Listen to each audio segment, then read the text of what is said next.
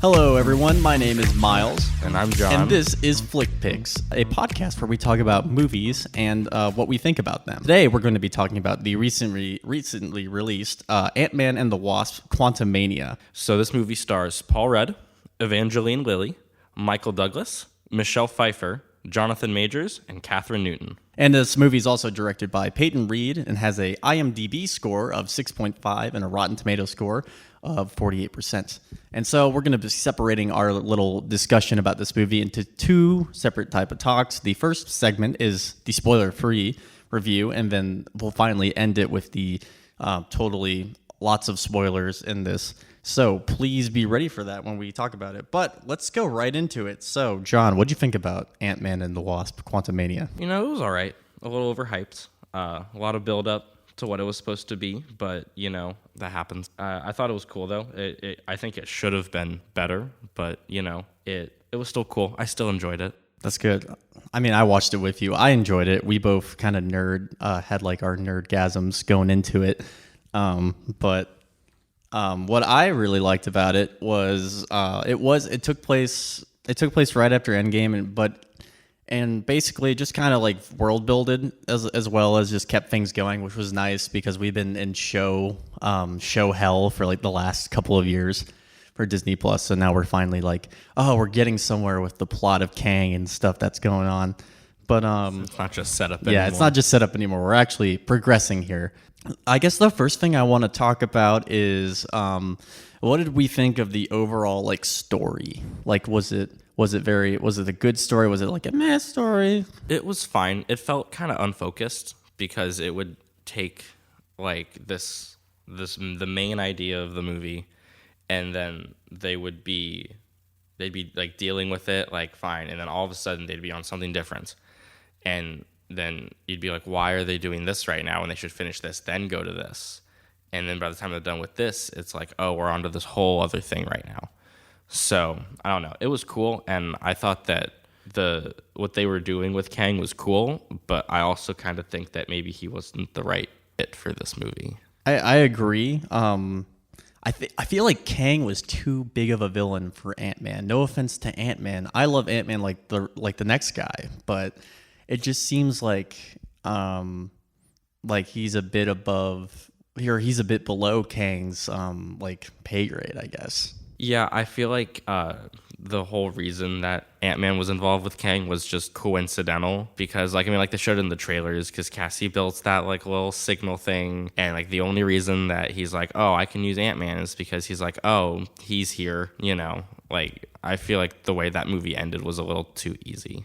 Yeah, that's true, and we'll talk about that more in the spoiler section. But like, I want to talk about how they got into the quantum realm because it's I don't think it's spoiler to say that they go into the quantum realm because it's called Quantumania, but it was like, so we got introduced to how Scott was doing after Endgame, and we're like, oh, cool, Scott's living his best life, la la la, and then we learned that Cassie is going to prison like Scott was in previous Ant-Man movies.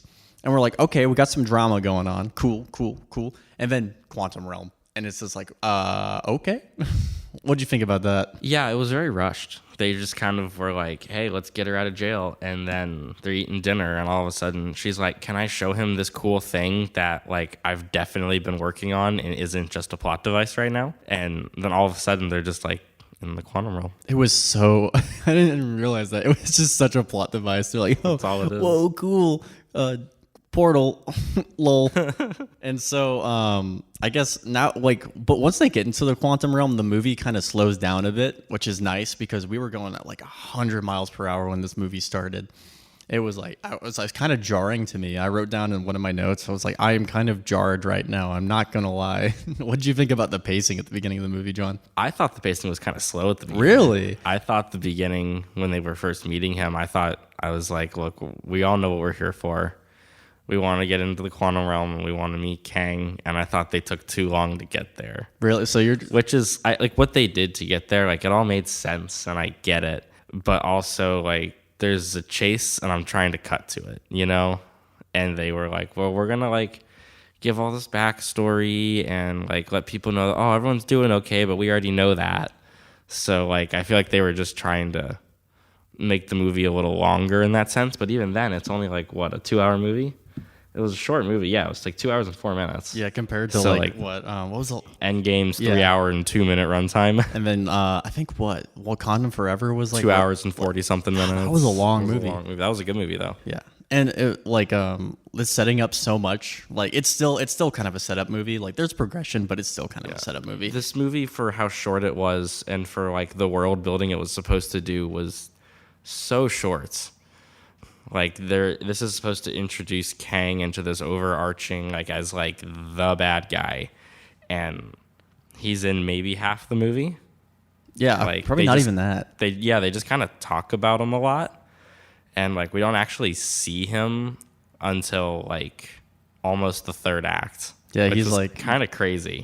Yeah, it is crazy. I was like, whoa, I was hoping. Besides the very first scene, he's in the very first scene, and Yeah. then he like disappears for a while. And then okay, so this might be an unpopular opinion, but I personally didn't like Cassie a lot. Oh, I hated her. Okay, I'm glad we're on the same page there. Because I was like, oh my goodness, I can't stand her right now. Well, it was frustrating because, I mean, she wasn't in Endgame very much, but whoever the actress was in Endgame, like, looked like a grown-up Cassie. Like, she had the same hair color. Like, they looked, the actress, like, they looked similar. And then, you know, Catherine Newton is, like, significantly taller than the last girl, and she has a different hair color and just doesn't look like Cassie. Yeah, it was jarring. I was It like, was- who is this person? It was weird. And I just didn't like her character going in. She was just like, I guess it's like it's a typical thing right now to make women characters super cocky going in, and it works for some, but it doesn't work for others. It just depends on That's the character. true. But for this, like Cassie, like it just doesn't really work for her character because she's still enamored by Scott and stuff like that. Yeah, they're still And trying to work it's that just- relationship back up. Yeah, and plus it hasn't even been really like fleshed out a lot because they've only had so many interactions, and they were typically when she was like 6, and then the 5-year thing. Yeah, that was something else that like really got to me, was how they would like be using clips from the first Ant-Man and making us be like, oh yeah, this is the same Cassie that like dealt with Yellow Jacket and all of that, and then but no, it's not. It's a totally different version of the character. And she has like Cassie has no trauma related to that Yellow I Jacket know. incident, even though she literally got like freaking kidnapped, threatened, almost killed, and it was like, oh my goodness, like she's fine. Yeah, she's and fine. she's just, you know, going to, what did she even go to jail for? Like they were gonna like tear down a tree or something. I don't remember what it was. Oh, it was protesting. Yeah, Yeah, it was some kind of a protest. She was protesting, and it was just like, well, I mean, like, cool, I guess, but I don't know a lot of people. I mean, there's some that get arrested for protesting, but not today very often, unless like violence ensues. Then that's a problem. Yeah, you know. But I guess the relationship between Cassie and Scott is kind of weird, I thought. Because like she's like, oh Scott, you stopped being a hero, but like Scott went through some crap, man. Like Endgame, he freaking had the fight of the Mad Titan himself, Thanos, along with basically pretty much everybody in the universe at that point. The Avengers, all of them. And like he like they were so close to getting absolutely annihilated. Yeah, and you know, and now he's just like going back to Baskin Robbins and going to get his coffee like nothing happened. And everyone's like, oh, we really appreciate you, but they don't know who he is. They just know he's an Avenger. Yeah, I think. And that's just like I get it because like there's so many of them, but also like I feel like that's got to get to him in some way, you know? Yeah, and I think he's pulling like a classic, oh, I'm trying to forget the crap I went through, which is fair. I would try to do that too if I were in his shoes. Yeah, but I feel like it'd be kind of hard to forget about a giant purple alien that like wiped out 3.8 billion people Yeah, that's fair. or something like that. But I want to talk about one thing before we head on to the spoiler section, and that is the ooze. The ooze. The universal communication ooze. The ooze. I thought that was so funny. It was this thing where, like, without getting into too much detail on it yet, they were in the quantum realm, and all of a sudden, you just see Cassie with this, like, like red liquid by her mouth, and she just goes, "Drink the ooze." And you're like, what is this ooze? Like, is it like a sign of trust? Is it like what is it? And then I honestly thought she joined a cult. I was like, she totally just joined a cult. And then like out of nowhere, they're just like dumping this ooze liquid into Ant-Man's mouth, and all of a sudden you can like, it was bizarre. It was really funny though. I liked the way they did that. It was entertaining. Yeah, and like I guess that will transition us over to like the comedy. I thought the comedy was pretty good in this movie. It was. Sometimes it hit. I would say most of the time it hit, but sometimes it flopped, which like all movies that happens. But overall, it was pretty good. Yeah, I agree. So I think that's everything for our spoiler-free section. And John, would you recommend or pick this flick? Yeah, I think if you like the Marvel movies and you're interested in all the overarching canon and the storyline, I mean, you got to see it. Like, it's not like something you can like skip, like the Hulk movie was, or most of like what If was. Like, I feel like because of Kang, it's kind of important that you kind of get this like sense of understanding of who he is. But I don't know, if you just are wanting to go see a movie that's entertaining, have a fun time, yeah, it's a fun 2 hours. I think I agree. I would definitely I probably wouldn't see this in theaters, I'm gonna be honest. I'd probably wait till Disney Plus. That's a good point, but also I think I would argue that it's visually very impressive in a movie theater. Yeah, you're right. It is really cool. Audibly, it's very impressive in a movie theater. The sound, the surround sound, and if you see it on like an IMAX screen or something, it'd be really, really cool. Just with all the colors and the CG, I think it would be an enjoyable movie experience if you don't have to spend more than $10 on a ticket. Yeah, seriously, if you have to spend more than $10, just wait. It's all good. It's not worth it for more than $10 though. Plus, you'll probably get spoiled on the internet too. I mean, that's what we're about to do right now. So that's true. But we will see you all in the spoilers section. Hey everyone, this is Miles, and if you like flick picks, then please consider following and subscribing to Miles More Media on YouTube and Spotify. For YouTube, it's at Miles More Media 07, and for Spotify, it's just Miles More Media. Now back to the show. All right, everybody, and we're back. This is the spoiler section, so if you do not want to be spoiled for Ant-Man and the Wasp: Quantumania, please skip this section. And yeah, let's begin. So one of the things about this movie that I didn't really like was they kind of go overboard on the Janet mystery. Yeah, I mean, I think a big part of the movie was the Janet mystery, which is okay because like you have to build the suspicion, but like the opening scene starts the Janet mystery, and then when they are getting ready to go into the quantum realm, it's why? Oh, what are you talking about? Did you see him? Like what? And then literally for over half the movie, it's just what is this Janet mystery, and why does Bill Murray's a part of it? I forgot to mention Bill Murray's in this. It's how do you like get past all this, and then like right before like we actually meet Kang, and then not even until after we actually like fully meet Kang do we get to fully like understand what Janet went through and who Kang is. And it's like, that's cool, but if you had established that 30 minutes earlier, they could have put in more content about Kang that might have made this movie better. Yeah, the structure of this story is kind of weird. It's just I think they go overboard in a way of like the mystery is like the answer to the mystery is so obvious, and you're just like, oh no, what happened to Janet and Kang? And you're just like, oh, well, that was expected. And it would have been something different if they didn't like literally start the movie with Janet going to find an outcasted Kang. But that's literally what they did. The very first scene is her and him being like, where am I? And like what's going on? And it's like this whole thing. And then as the movie goes on, it's just like, don't anger him. And then she's like very uneasy, and they're like, who's him? And she's like, don't worry about it, okay? Hopefully we won't have to worry about it. And it's just nothing but them like worrying about it, even though we all know who he is. Yeah, I know. If they like, if they just like, what's the word?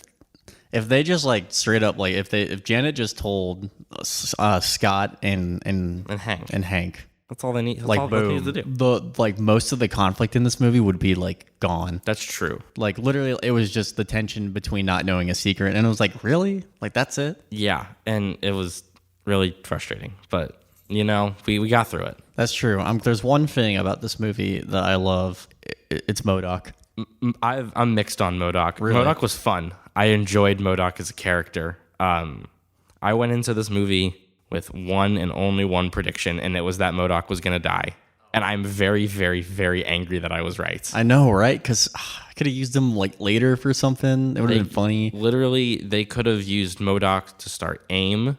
They could have used MODOK to have more of an incentive in the future in the fight against Kang. And instead, they chose to make him the laugh track. Like he's like the comedic I forget what the term is, but he's basically the punching bag. yeah, like he was entertaining, and like when he wasn't trying to be funny and he was just being MODOK, he was really cool, and like the design was cool and the armor was cool. Yeah, the MODOK mask, I thought that was cool instead of like a gross little head. I mean, we eventually did get that gross head, but it was Darren. I love Darren. Darren's great, and then they killed him, and then he's dead, and you're like, and like I understand that it's the multiverse saga, so technically there's an infinite number of MODOKs and an infinite number of universes. But like, I feel like if Marvel does this thing where they're like, we can kill anyone we want at any time, and it doesn't matter because there's another version of them somewhere, people are going to get sick of it really fast. Yes, that's true. And like everyone's like, oh, Secret Wars, Robert Downey Jr. is going to come back as Iron Man to fight Kang. It's like, we don't want that. Yeah, because like, that would be an insult to how Tony died. Yeah, literally. And it's, it'd be cool as like fan service if they like saw him in another universe and then like he was just like in like one scene. That'd be cool, but that's not what we're talking about here. But my biggest issue with this movie was Kang was both my favorite and least favorite part of this movie because I think Jonathan Majors is incredible. Yes, he's a fantastic actor. I will watch anything he's in. But he doesn't fit in this movie very well. I think that MODOK would have been a good villain for this movie. And I agree. And literally, I was talking to Levi about this. Something that would have been really smart is if MODOK was the villain. And MODOK, maybe he dies, maybe he doesn't. But MODOK is our Kang setup. And then they could have left those end credit scenes the same. They would have had to change the first one a little bit about the council. Oh my gosh, yes. Because that one's just like, hey, we're going to be dealing with Ramatut and Scarlet Centurion the most. And the other one, I can't remember which one it was. But they were like, we're going to be dealing with those ones the most. They could have also just included this version of Kang and set him up for something else. Because I don't know, Kang to me feels like he's like a villain from a different movie, and he kind of just like crashed into this movie. I agree. Actually, this is going to be I guess an unpopular opinion, but I didn't think Kang was that scary. No, not at all. And I was like, I was fearful of Kang and Loki, and that was when Kang. Oh, He Who Remains and Loki was great. That's when Kang was nice, and I was like, okay, he's scary when he's nice. I hate that, but well, and it's also like the fact that he's scary when he's nice is also because that's the version of Kang that we want. Yes. Because he's the one that dealt with the rest of them. And I mean, in theory, the entirety of the multiverse saga through Secret Wars is just leading up to the end of Loki again. And then this time they just make the right decision and they don't kill him. Yeah. Because that's the Is that how you predict that's going to go down? I do. I think that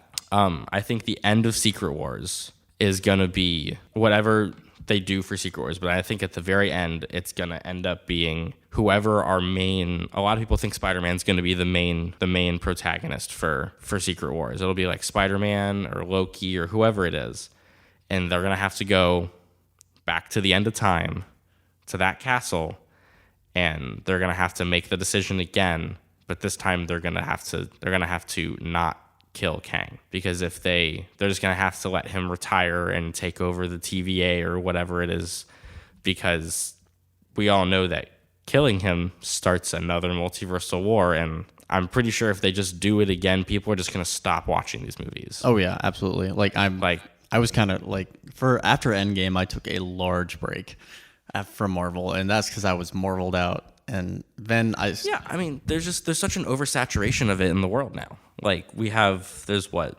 12 shows or something, and like I remember back when getting like one Marvel movie every year was a treat. We're like, oh man, dude, Avengers: Age of Ultron is coming out. That's crazy. And now it's like, dude, we're getting 3 TV shows and 4 movies in a year. Yeah, it's crazy. It's just how saturated it is right now. It's not exciting anymore. No, I was excited for this movie, but I was excited for mainly Kang because in the comics, Kang is a force to be reckoned with.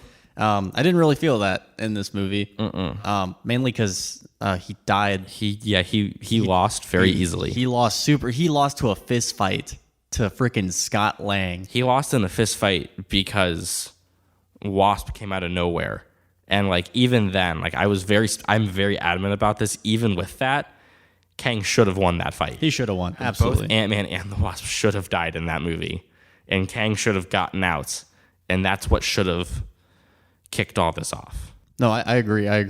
It's I just think it should have been the man, I can't think. MODOK should have been, like you said, MODOK should have been the villain of this movie. MODOK would have been a better villain. And then they could have established AIM in this movie, which would have helped set up more of stuff for Secret Wars down the line. Because they did AIM in Iron Man 3, but they didn't because it was fake, because the Mandarin wasn't the real Mandarin until Shang-Chi. And even then, he wasn't. It was a whole different character. Yeah. It didn't jive well with me. But we can move on from the Kang thing and then talk about... Something I did really like was the Loki setup at the very end. Oh, that's true. That end credit scene was really cool. That one was really good because I believe that the Victor Timely of it all is going to be our Doctor Doom. Oh, man. I love Doctor Doom. So, like... In Secret Wars, I'm hoping that like one of the people that you mentioned is Reed Richards or anyone from the Fantastic Four, because I love the Fantastic Four like so much, and I need it. I need it to be in there. I need it. Please. I need it now, please. But I just need Doctor Doom, and when I saw that, I was like, oh snap, I'm ready. Yeah, no, they really kind of psyched us out at first because we were watching it and I saw the name Victor and I was like, oh, it that should say Von Doom, shouldn't it? Like that's what it should say. And then I'm like, oh, it's a different Kang variant. And then it's like, oh, there's Loki and Mobius. That's cool. And now I'm like, I know that they could cast someone as Victor Von Doom, but I think for what they're doing, it would make more sense to have Jonathan Majors do it and make Victor Von Doom a Kang variant. Yeah, because that would it's actually a reversal of what they do in the comics, because in the comics, Kang is a variant of Reed Richards, which is yes. I was been a big fan of that. The fact that you see Reed Richards, such a good guy, turn into this power hungry, crazy dude in the future, and then now it makes more sense with Victor Von Doom, also because we really haven't seen Victor Von Doom in the MCU. So it would be fun to see how that plays out. Because there were like those like 2004 Fantastic Four movies that were like bad. Those were so bad. And then they're like, oh, let's just immediately have Silver Surfer. And it's like, that's a bad idea. Yeah, and they just get Galactus just like that, which I guess it happened in the comics, but it was like, And like, I hope for that one day in the MCU, but like, yeah, I feel like they, at the end of Secret Wars is when they should tease Silver Surfer. Yes, I agree on that. But I wanna go into like, there was some aspects about the cinematography and how they use Kang that I like. They use the shots a lot to emphasize his size, and like what they did with Vader, big guy, in Star Wars, and like he actually did some cool Vader stuff, like levitating Scott and stuff like that. So I mean, I didn't think Kang was scary, but for the visual, not just like the kind of the broken story. But for the visual, I thought it really made him stand out and be kind of like a bigger villain than what he really turned out to be in the movie. Yeah, I think something that was cool was they like towards the end, like they like stop his like launch or whatever, and he's just so angry, and he just like comes down out of nowhere, and he's just like shooting the shit out of his hands. Like it was really cool how they kind of showed. I liked that they showed a side of him with the effortlessness in the killing. Yes. That's like what it wasn't always him being beaten by 2 people and a couple ants. It was He was like, because they made a big deal, like he's wiped out entire timelines, and then two people in shrinking costumes with some strength beat him. Like, that doesn't make sense. No, it's like, what the heck? Like, it would have made a lot more sense if no one died, if Scott just got stuck down there. Yeah. And then, like, there's a whole, maybe a TV show or like a whole like subsection of another movie where we see Scott hiding from Kang and like he's on the run, trying to figure out how to get out without letting Kang out also. Yeah. That would be interesting. That would be cool. That would be a cool show. That's a show I'd probably watch. I would like that show a lot, but then we got this. There's I want to talk about one of the cool things about this movie was the probability storm. oh, I loved the probability storm. That was my favorite sequence in the movie. Really, what was it your favorite? It was just so unique. It was like it was like sorry. It was like the For the viewers listening in the background, John's cat is currently got the zoomies, so we're trying mayhem. Causing mayhem. But as you were saying, It reminded me of like the Far From Home Mysterio sequence visually. Because it was one of those things where you didn't expect it to be as good as it was, because like, you know, they're like, by the way, Scott, when you get down there, like, you're not going to be ready for whatever's down there. And I was expecting it to be like a big monster that he was going to have to fight, or something he was going to have to fight. And then instead it was just literal infinite different versions of himself causing they're all a probability, including the one of him where he still works at Baskin Robbins, which was hilarious. yes, that was probably the best joke, Absolutely. I think, in the movie. But something that I thought was really nice about it was that he needed Scott to go down, because Kang couldn't go down himself, because every version of Kang would just kill each other. So they would never get to what they need. It's true, yeah. Therefore, he has sent Scott down, because every version of Scott in existence only wants what's Which I best for thought was Cassie. kind of like coincidental or crazy to think that like every version of Scott has a Cassie. Well, I think every version of Scott has the possibility of a Cassie. Okay. Which makes sense, you know, within a probability of itself, that every single version either has or has the possibility of this hypothetical daughter to fight for. And so every single version of them is like, we got to get him up there so that way he can save Cassie. And every single version of Wasp came down to help Ant-Man, because all they want is to help Scott. So it made a lot of sense. And he couldn't send MODOK down because, well, MODOK's kind of stupid. Yeah. No, MODOK's MODOK's supposed to be smart in the comics, but Darren is not smart. No, he's not. I'm hoping we get a better version of MODOK soon that's more comic accurate. MODOK, I love MODOK. Okay, don't get me wrong, guys. I love MODOK, but he's such a joke. He was literally the joke of the movie. Also, something else I really liked, like joke-wise, was the ooze. The ooze was funny. Oh, that was hilarious, yes. And how once you drink it, you can like understand them, and they're all just like, it was a very like corked. They're like, hello, welcome. You just drank me. I help you understand what we're saying. That's pretty cool. That was cool. I wanted. This sounds incredibly sus, but I would love to drink some of the. I want to like. You want to try that'd the be so ooze? cool. I would try some ooze. Be able to hear let's, everything. Let's you and me try some ooze, Miles. Let's try the ooze. The only other thing that I had on my mind that I wanted to talk about was Bill Murray. Oh, Bill Murray. Because, well, for like over like a year and a half, because like they announced Bill Murray was going to be in the movie when the movie got announced. They're like, and by the way, Bill Murray's in it. Bill Murray was in one scene. Literally one scene, and he played this big, like fat cat, lavish guy. He was wealthy in the sense of the quantum realm, which is like so Bill Murray. Yeah, he was Bill Murray, but like in the quantum realm in a very nice looking purple suit. And, you know, it was this thing where they're like, oh, and like, you didn't know that me and Janet were like a thing when she was down here? And it's like, well, she was down there for like, what, a long time? Like, that makes sense. Also, like, with the way he was talking first, he seemed like a guy that would never turn and give up. And then all of a sudden, he's just like, you should just give in. His character was really, unfortunately, uncomfortable. Yeah. Personally for me, recently Bill Murray has impressed me with a lot of the roles he's been in. I get it. He honestly should be retired at this point, but he just felt like half asleep during his performance. Yeah, and it was kind of like he's done so. Like, he was in the Ghostbusters reboot briefly towards the end. And didn't they like kill him in that? no, it was really cool because like, and this isn't about Ant-Man, but there's just this really cool shot at the end of Ghostbusters where there's all the original Ghostbusters doing their thing with the ghost of Egon because the guy with Egon died. And I'm like, that's something really cool, and I'm glad Bill Murray did that. And then Bill Murray signed on to do this, and man, he sucked. I'm sorry, Bill Murray fans, he sucked. He sucked really bad in this. He just wasn't interesting. He was just there to put some drama between Scott and Janet, and that was pretty much it. Yeah, and it was this thing where they're just like, we're here to see like this guy, because they were at like this like bar.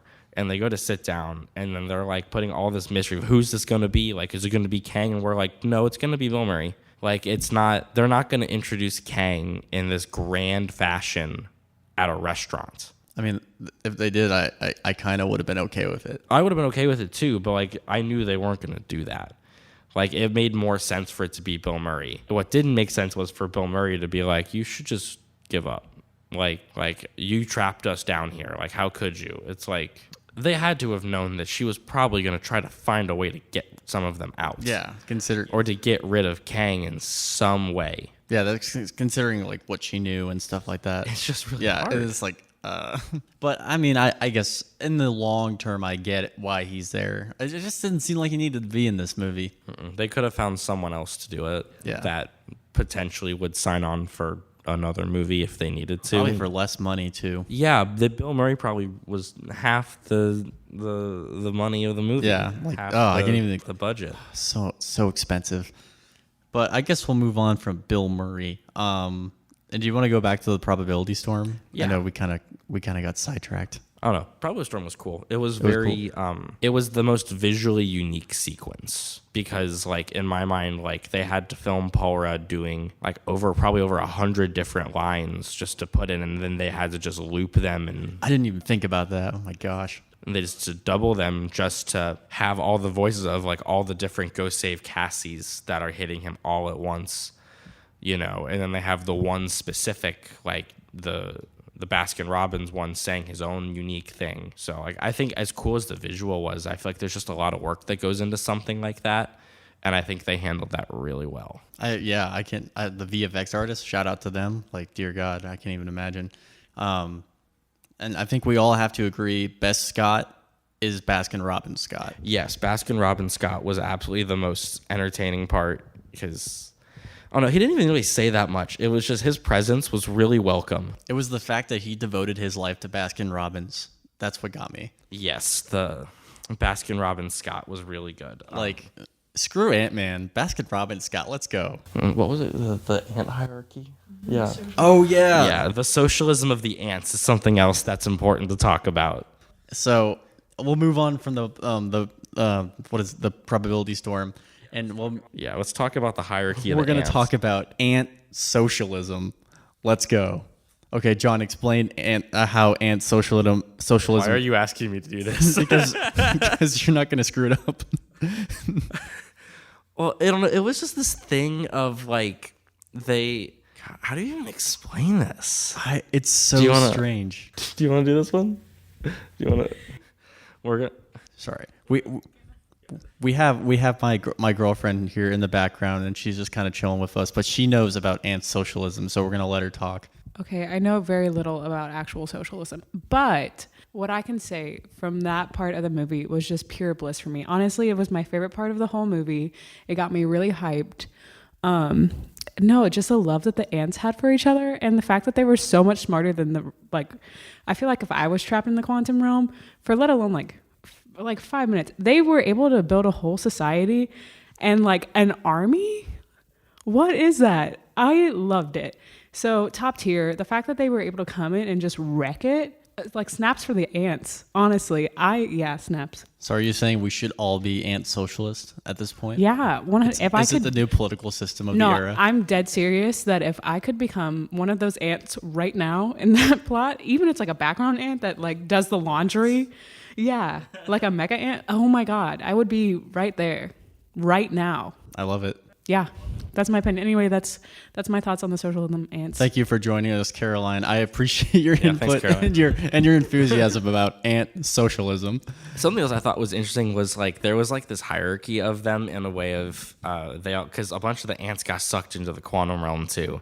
And then Hank was like, hey, yeah, they all like built their own civilization and a hierarchy of themselves in like a day. Then they all just show up and there were like mech ants. Like I was impressed. Like I was like, there's no way that's not a mech ant. And then it was an ant that had like mechanized weapons and like armor. And I'm like, that's a mech ant. That's crazy. Like I was not prepared for that.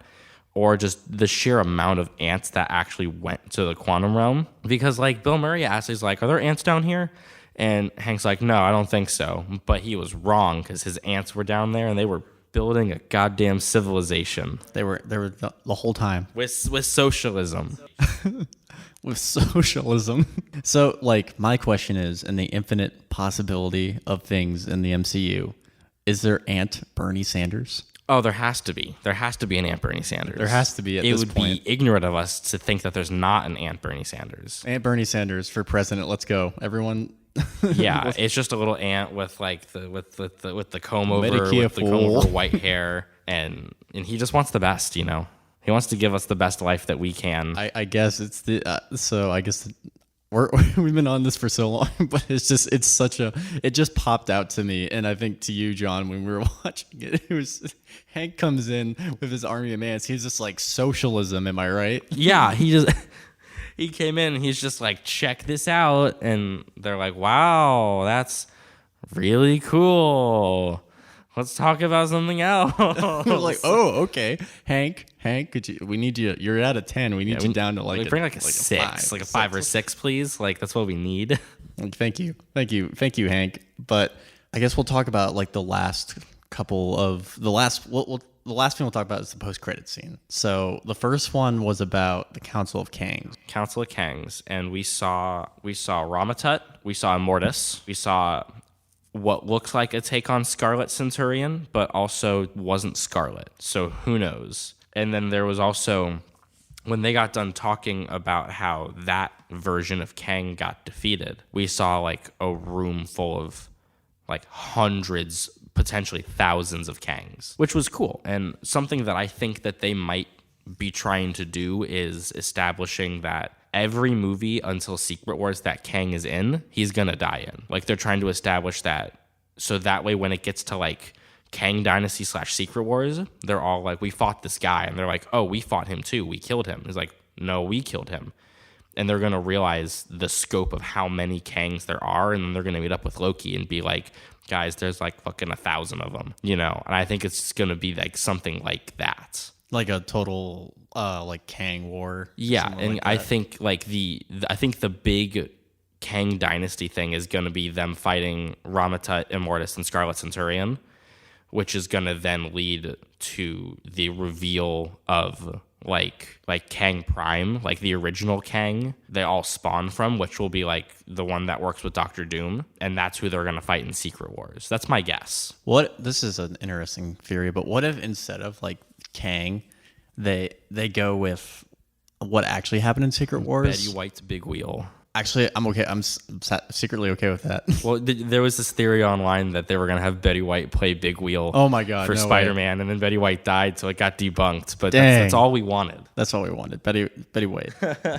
But with the Kang thing, what I think is going to happen is he's going to be, instead of Kang, it's going to be Doctor Doom. Like the original Kang Prime is going to be Doctor Doom. Straight up. And so at the end of the day, it's not going to be Kang they're going to be fighting. It's going to be Doctor Doom. So you think Kang is going to come to a close in Kang Dynasty, and it's going to be revealed that Doctor Doom's been behind all of this? Oh, yeah. Doctor Doom's going to... Okay, interesting. Because I remember Secret Wars, Doctor Doom gets the Infinity Gauntlet. Yes. And goes, like, sicko mode. Yeah, oh, yeah. He basically... So, and if anyone wants to know where we're getting this from, in the comics Secret Wars... Doctor Doom gets the Infinity Gauntlet of basically the entire multiverse and then creates the entire multiverse into one world called Battle World. And then the heroes have to like basically undo it, everything. yeah. But it's crazy, and I'm hoping that like they do something like that in Secret Wars. See, that's what I want too, but it's also going to be a thing of the people that don't read the comics and just watch the movies are going to be like, this is just Infinity War and Endgame again. And it's like, that's true because they're written very similarly. Yeah. They're just, the content within is a little different, but any superhero movie you watch, the goal is the same. Bad guy does bad thing, bad guy ruins world, superheroes fix world. Yeah, I mean, like, you gotta kind of know what you're getting into. Yeah, there's like that SpongeBob meme where it's like all Avengers movies and it's like Bikini Bottom and Flames and he's like, we did it, Patrick, we saved the city. It's literally just that every movie. superhero movie is that. Which is like, we love it, and it is clearly a successful formula. So It is. Then we can talk about, since I mentioned Doctor Doom, the second post-credit scene of this movie. We talked about a little bit with Loki and Mobius and Victor Timely and how I think it would be smarter for them to make him our Doctor Doom, because that way, one, even if we get rid of Kang, we get to keep Jonathan Majors. Big bonus. That's a win, like straight up. I would watch 6 hours of Jonathan Majors talking about like architecture if I could, just because I love Jonathan Majors. Can we tweet him and like ask him that later? If he'll talk to us about architecture? Yeah, sure. I'll get on that. But I think it would be smarter to not try to keep recasting all these characters, because we have to keep getting used to new people. But if we're already comfortable with how Jonathan Majors plays Kang, we'd be comfortable with how he plays a Kang variant, a Doctor Doom Kang variant, which is all that it would be. And it would make more sense to try to do that MCU-wise than to try to do a real Secret Wars idea, because it will get really complicated. And the fact that they're even doing that, I think, is really ambitious of them. So I think that if they're smart, they'll make Doctor Doom a Kang variant. That way we're comfortable with the idea of Jonathan Majors as Kang, and he's just shifting who he is to be this end-all, be-all Fantastic Four villain, which is where we'll probably get good setup for that in the Fantastic Four movie with hopefully John Krasinski, but who knows? Which we will be. Yes, I'm hoping that this Fantastic Four movie is good, because I love the Fantastic Four. We need one. I just need one good one. We have two very bad ones and one mediocre one. But the setup for this is exciting, at least in the future. But overall, I believe that's all our thoughts for the most part. Yeah, I think so. So John, what would you pick this flick? Yes. I think if I was like a movie night and we're like all sitting around, so like, what should we watch? I wouldn't be like, let's watch Ant-Man and the Wasp: Quantumania, unless we're like trying to get one or multiple people up to speed on the MCU. Like, I think it's like a good 6.5 out of 10. It was entertaining enough to keep me engaged. I don't really want to see it in the theater a second time. I'll buy it when it comes out because I collect, but I don't know. It just seems like almost like a hassle at this point, because there's so much now that if you're trying to get someone into the MCU and they're like, oh, I want to be caught up by the time that, like, say, Guardians of the Galaxy 3 comes out in May, that's like, cool, you have to watch like 24, 25 movies plus like 6 TV shows. And honestly, if you're trying to pick a movie to see this weekend, go see Puss in Boots. It was great. Yeah, I second that. You should definitely see Puss in Boots. I haven't seen it yet, but I've heard so many good things about it. It but was my wonderful. thoughts about this movie, it is not a flick pick. It is a solid, like, I would give it a 6. It's just, it has its moments. It was good for what it was. It was cool to see in theaters. I really liked the visual effects, but the story was lacking. The villain wasn't scary. I really wanted it to be scary, but there's still time for that later. So, what would you say is a movie in a similar sense to this movie that you would recommend over it? Because for me, I think, like, if you're looking for a good science fiction superhero story, I think Watchmen is a great pick. 100%. Instead, I think it handles a lot of the stuff similar to this a lot better. The Blade Runner movies in a science fiction all the Blade Runner capacity movies is better. I think Men in Black is a bit better. I think that they tried to handle too many things in this movie that didn't work. I would even argue that I think Eternals was better than this. Which is a controversial opinion, I know. But we'll talk about that later. I know. I thought Shang-Chi was better than this. I know you don't agree. I also disagree with that. That's okay. But I just thought this movie was it had moments of overstuffedness for how not long it was, and it had moments where it needed a lot more. That's just me. No, yeah, I agree. Like, a better movie, in my opinion, if you want to just have some fun, would be Men in Black or, crazy enough, Shark Boy and Lava Girl. Because That is a great answer. because that movie is fantastic. It doesn't matter who you're watching it with. It's just fantastic. But other than that, that is our Send Ant-Man to the principal's office and have him expelled. the thing that we've learned over this course of this movie is that ant socialism works. Ant socialism works. Ant Bernie Sanders for president. And yeah, I mean, that's Wyoming isn't a state. Wyoming isn't a state. Sorry, people who live in Wyoming, you're not No real. one lives in Wyoming. It's not a state. But thanks for joining us, everyone.